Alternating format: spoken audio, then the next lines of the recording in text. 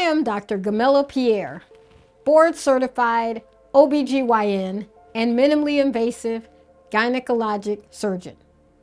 This is a space for clear, thoughtful conversations about women's health, starting with fibroids.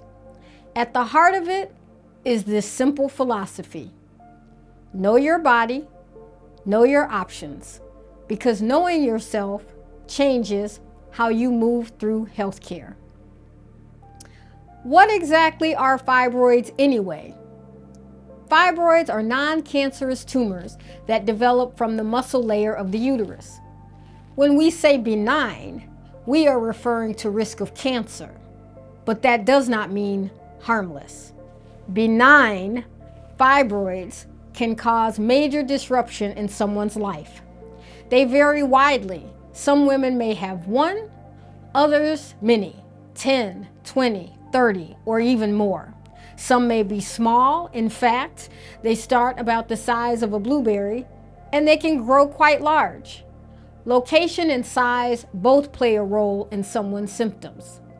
This wide variation is one reason they are so misunderstood. Two people diagnosed with fibroids may have very different experiences.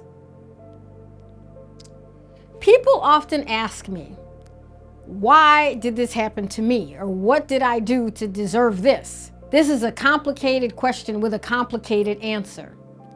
Fibroids are hormonally responsive, particularly to estrogen and progesterone, which is why they tend to develop during the reproductive years and change during menopause. Genetics play a role. If they run in your family, you may be at increased risk. And the environment may also play a role.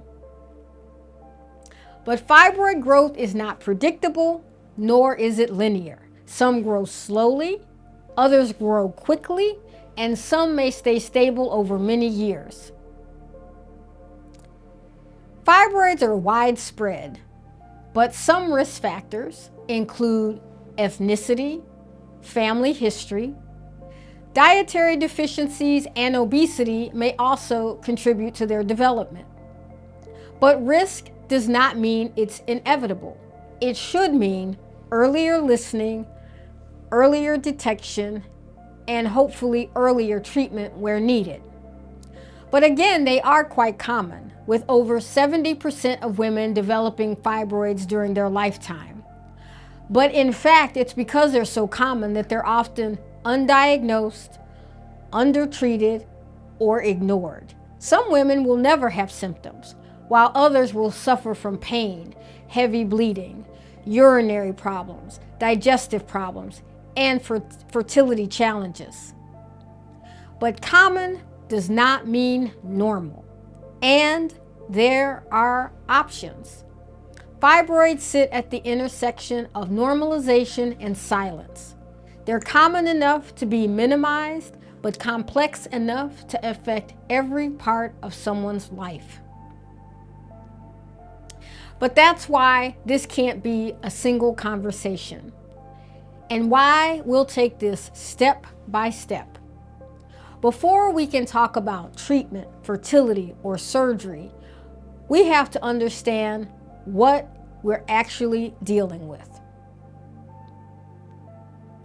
The next episode, we'll take a look at fibroid growth, how the growth and location can affect symptoms.